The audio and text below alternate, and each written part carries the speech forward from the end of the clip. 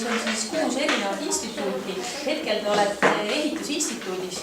Meie oleme mõlemad Egetiga ehitusinsenerid ja oleme selle sama maja vilistlased. Võib-olla enne, kui me üldse siia süübime edasi läheme, küsiks teil, mis asi see virtuaalreaalsus on?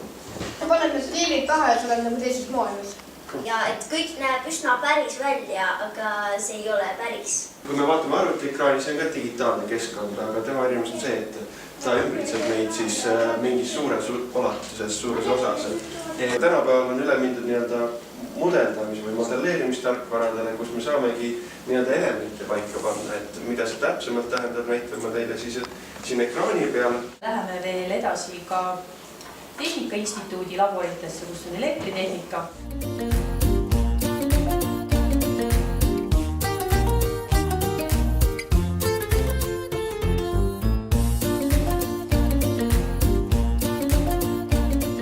Praegu peaks olema nõnda, et me saame tööstusautomaatikas vaadata, mis seal on.